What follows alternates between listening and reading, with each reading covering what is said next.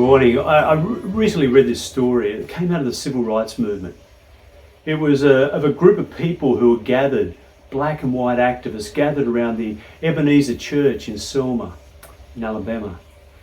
And as they were gathering and talking, this black funeral director came rushing in and reported that a group of students had been demonstrating in the capital of Alabama, and the police had surrounded them on horseback, horses, and surrounded them and wouldn't let them out.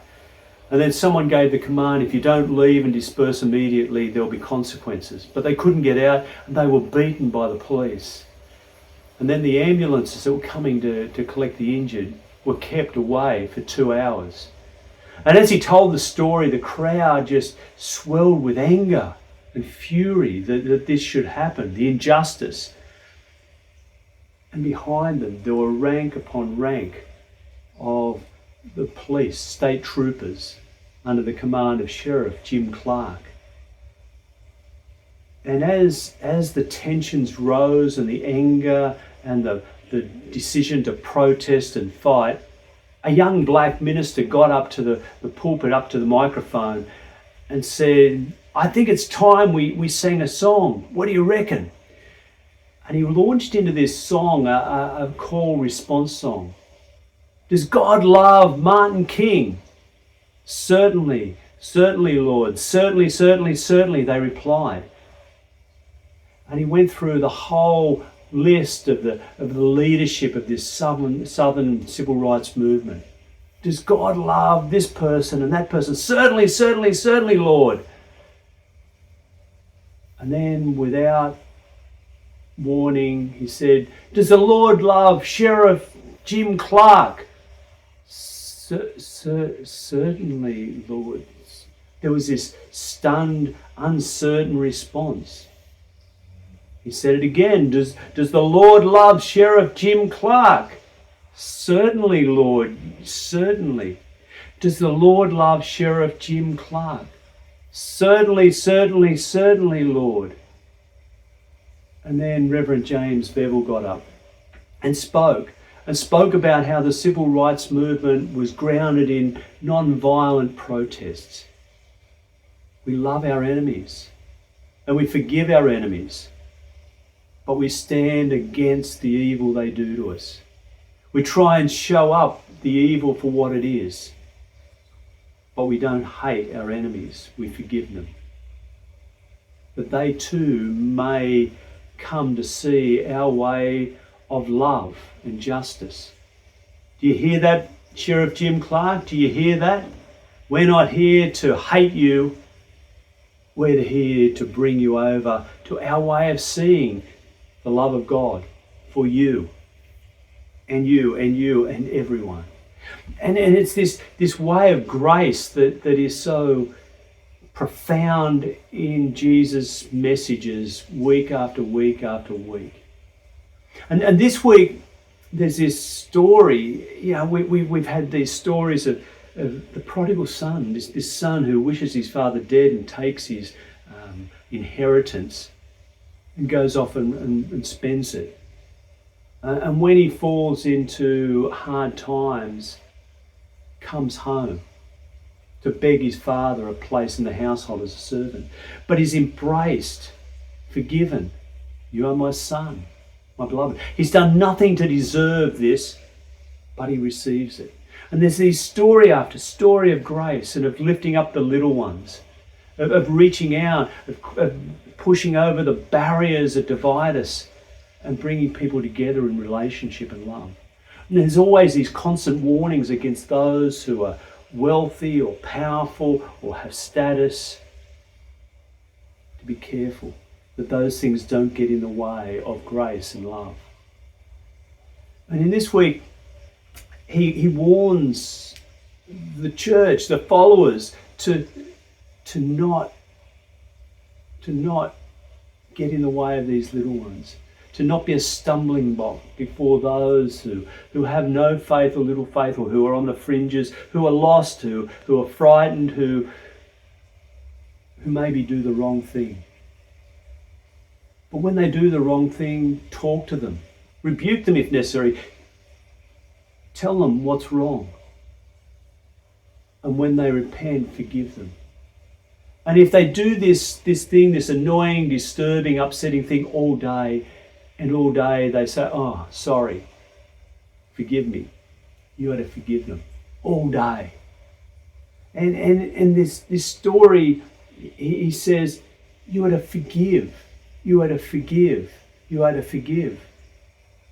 And the disciples say, but Lord, give us the faith that we need to do this, to live this way. This is impossible.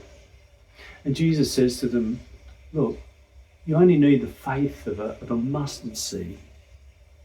If you have the faith of a mustard seed, you could tell that tree to upend itself and throw itself into the river. That's all you need, a small amount of faith. And in this, the Greek is saying, if you have that much faith, this is what you can do. But there's also in that, you already have that little bit of that tiny speck of faith. Use it. The problem is not how much faith you've got. It's the will to act on it. If you have the will, you can forgive. You can live in this way of reconciliation, of creating peace between you and others. And then in this story, he goes on and he says, he talks about servants, and the people listening would say, yeah, okay, that's right.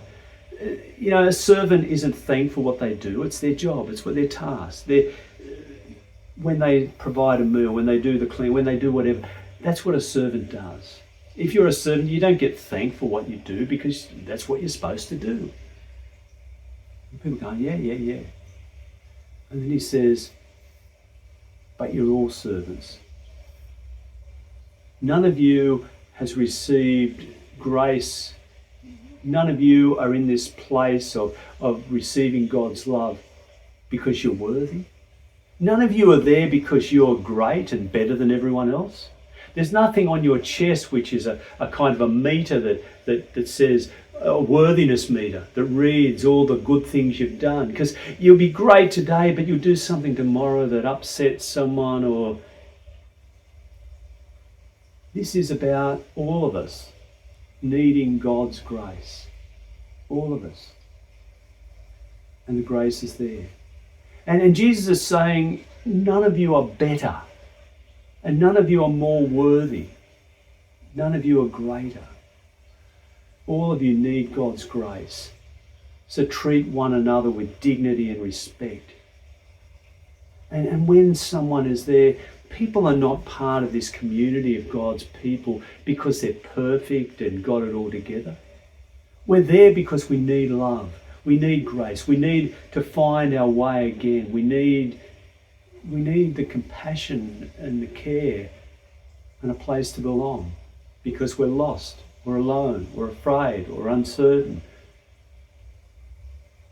And God finds us and gives us grace. And it's for everyone. There's a story I read this week from Tex Sample, a Methodist minister in the US, a storyteller. He was invited to preach in a friend's church in Kansas City. And before the service proper began, there was a time of sharing of announcements and celebrations and things that people have been doing. And this little girl stood up from halfway down the church and shyly embarrassed walked forward holding this little doll she made. That week there'd been an exhibition of Native American art and culture and artifacts in the Kansas City Museum.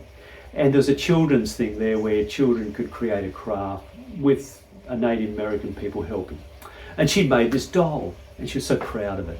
And she showed the doll. It was just a cardboard figure with this paper around the front that could have been like a leather dress or something. And then a bit of string for a rope around as a tie and a top and this cork on the top for a head with a face painted on and this big feather stuck in the top. And she was so proud of this thing. And Tex was just overwhelmed by the beauty of this child. She was just absolutely beautiful and gorgeous in her shyness, her humility and her enthusiasm. And people were thrilled, and then she sat down.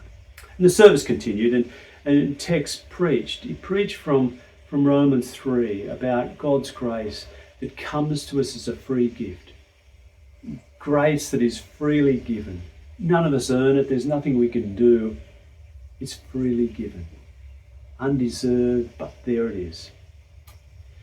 And at the end of the service, people were invited to come. If they wanted to come and talk with Tex, they could come down. And there was a bit of a line, and he noticed as he was talking, the little girl was at the end of the line. And every time someone else came, she'd moved to the back of the line until she was the last one. And she came up, and she had a doll, and she thrust it out to Tex. And he took it, and he looked at it, and he commented on the doll.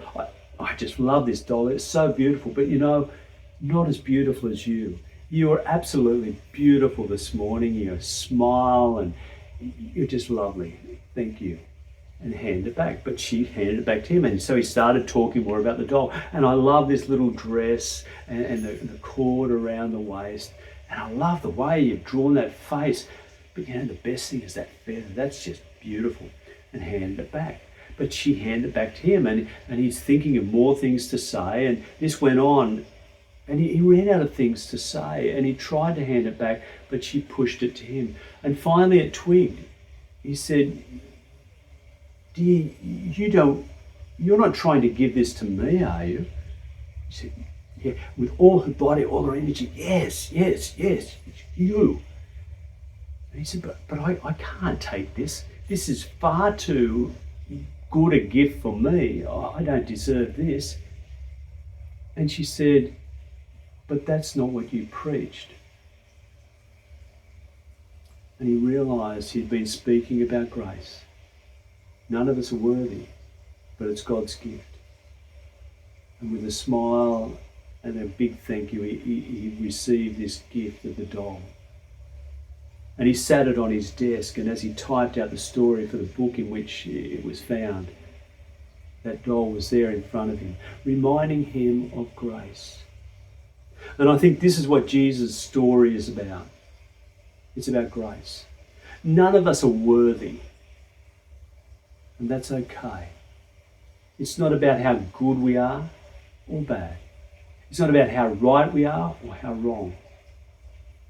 It's that we forgive one another and we create relationship and connection because God's in that. We don't come because we're perfect or got it made or all together. We come as weak people. And as weak people, we'll make mistakes. We'll do wrong things and we'll hurt each other. And Jesus says, the important thing is that we recognize our fault. We confess it to one another and we forgive each other. And we learn to live together in relationship. Relationships of love, grounded in the love of God. And wow, if the world could do this, if we could all do this. And he says it doesn't take a whole lot of faith. Just a smidgen, but a lot of will. How about you and I? How might we live in a way of love, compassion, forgiveness this week?